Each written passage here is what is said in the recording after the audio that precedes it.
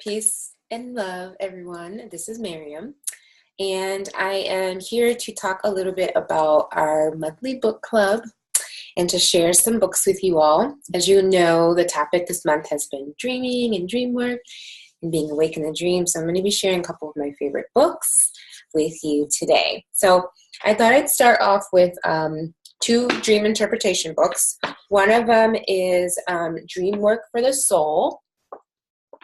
It is by Rosemary Ellen Gulley. And this is about using your dreams to understand the role dreams play in your creative and spiritual life. So it helps you to understand some of the symbols and things that are in dreams. And it really gives some interesting breakdowns about interpretation of dreams. And then and how is the dreams, the language of dreams is symbols. So everything comes in sort of like symbols and symbologies and sort of metaphors. So dream interpretation, as you all have already sort of like understood and have been experiencing, is that everything isn't necessarily literal. So this kind of talks about that, and it gives some understanding of that. And then it's talks about dream recall and all other kinds of things. Now, so this is a great resource to have. I have not read this book completely all the way through, so that's why I was kind of skimming it to tell you a little bit about what's in it. I did have someone refer this book to me, so I did pick it up, and it's one that I kind of use more as like a reference. I would open it up a little bit here and there. So I have definitely used this as a reference before, but I haven't read it all the way through. But it has been helpful. This is a dream dictionary, and it is from A to Z, 3,000 magical mirrors to reveal the meaning of your dreams. So this is actually like literally A to Z. So for example, fairy. Whether the form in your dream was of pixies, gnomes, or just plain garden variety fairies, these charming creatures promise the materialization of your dearest wish when you least expect. So these are pretty sweet. It has everything like eyeglasses, ducks, drowning, driving, drugs. You know, it's literally A to Z of dreamers' dictionaries. There were a couple other books that I have found really helpful that are lucid dreaming books that are about lucid dreaming. Unfortunately, I don't have those books with me. I will list them beneath this video when I post it. I have them in my Kindle app. So I have a pretty extensive library here, but I realized that actually a lot of my dreaming books are on my Kindle. So I will write those. I'll write a few more titles down underneath this when I post it. Another book about dreaming is Dream Yoga, Another Practice of Natural Life. So this is a book that is by a Tibetan master, and it basically goes in depth into talking about sleep and dream states and understanding the lucidity aspect of dreams. So this is a pretty interesting one that talks about how dreams can enhance self-awareness. So kind of moving more into the realm of a little bit more esoteric, this book is. So it talks about that, and it does give some techniques. Remember correctly, I haven't read this one in a super long time. It references the Tibetan Book of the Dead, so it is pretty rooted in Tibetan Buddhism. So that's just an interesting one if this kind of idea, if you're curious about how dream plays into this particular spiritual path.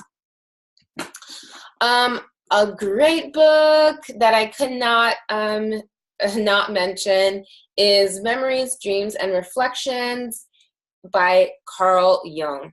So as I mentioned, Carl Jung is sort of like the preeminent figure that talked a lot about using dreams in depth psychology. So he worked a lot with his clients through dream interpretation to understand what was going on in their psyche. and talked about the conscious and the collective unconscious, and that's what he calls that kind of what I call like the cosmic mind, sort of that collective unconscious field where like once you pass your own subconscious, then you can go into the collective unconscious, and that's sort of the foundation of Carl Jung's work. So he does talk a lot about archetypes, and there are these different archetypes that we can access. Another person that talks about archetypes and mythologies is Joseph Campbell. I'm sure I've probably referenced Joseph Campbell because he talks a lot about the hero's journeys. That's one of the archetypes that he references a lot. This is The Power of Myth. And he was a scholar and a writer, and he talked a lot about archetypes as well. So if you're not familiar with Joseph Campbell, he's also another really, really amazing person. So for example, and here's a picture of the temptation and the fall.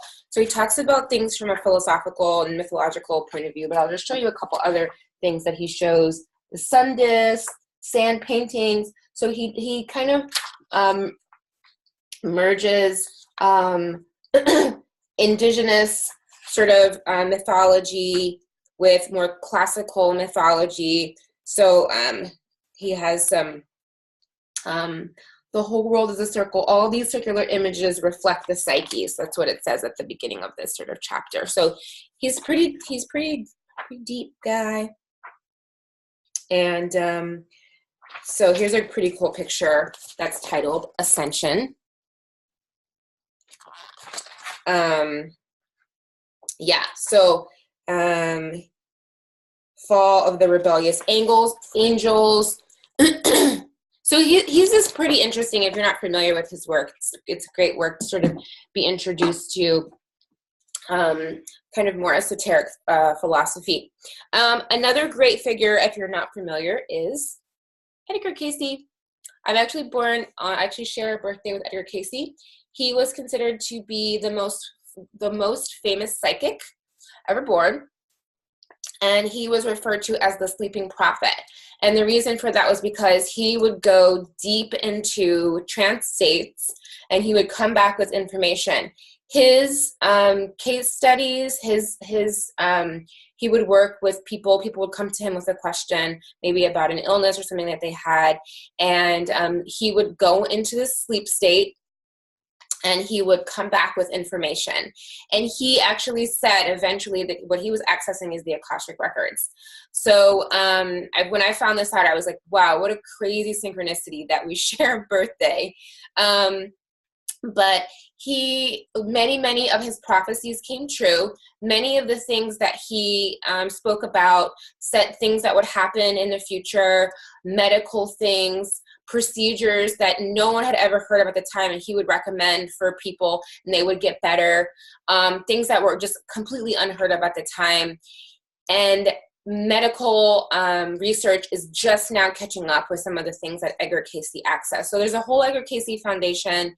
His family is still very, very involved in his archives, because actually, I don't know if there were all of them, but most of his client sessions were documented. So there's actually documentation of the client sessions that he had so that they could be checked into. So he did these astounding medical readings with people.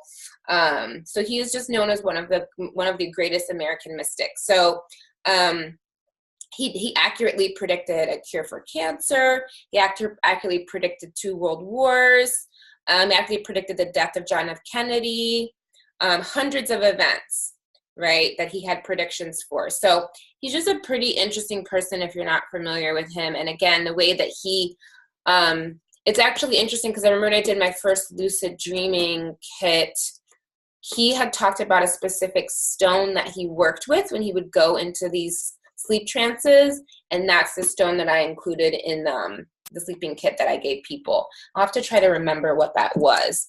Okay, so another amazing figure is Carlos Castaneda. I think I mentioned him before, and this is Carlos Castaneda. Again, I think I referenced his books. He was a mystic, and he worked with a shaman, a Yaqui Indian shaman or wizard, I don't even remember how he referred to himself, who he became an apprentice with, who showed him about the nature of the world in between worlds. So there's a whole series of Carlos Castaneda. This book's called A Separate Reality, Further Conversations with Don Juan. The first book is The Teachings of Don Juan. There are many, many books, and all of them at some point reference. So one of the things that they worked with was a lot of plant medicine, especially a lot of, I'm trying to remember, it wasn't, I have to try to remember what the plant medicine that they worked with. I think it wasn't mushrooms, and it wasn't ayahuasca. Anyway, I'll remember it later.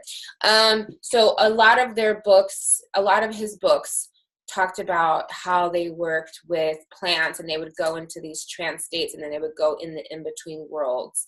So the Carlos Castaneda series was one of the first books, first like books that I remember reading long time ago and being like, I'm not crazy.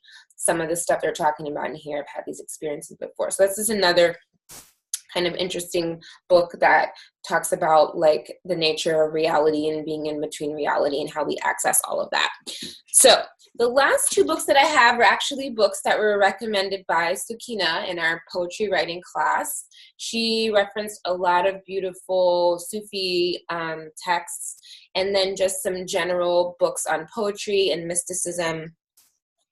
So one of them that she referenced was Love Poems from God. I don't know if you guys all can see that. So I ordered that as soon as she mentioned it. So I'm excited to start reading that. 12 Sacred Voices from the East and the West. Exquisite Spiritual Verses from Divine Inspiration from Rumi, St. Francis of Assisi, Hafiz, Kabir, St. Teresa of Avila, just Meister Eckhart. It's interesting that that's in here. St. John of the Cross. So that's that book. Another one she mentioned is Radical Love.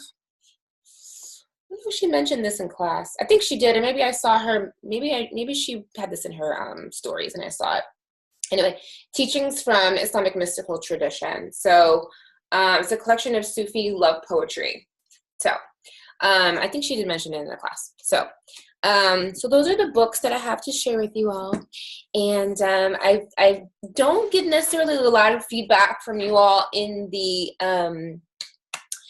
portal about the books that you're reading, but I'm so curious if people want to talk about the books that they've read. I'd love to know more about what you've been reading and how it's been supporting you, and anything else. Yeah, so touch base with me in the forum, and I will talk to you all so soon. Okay, peace.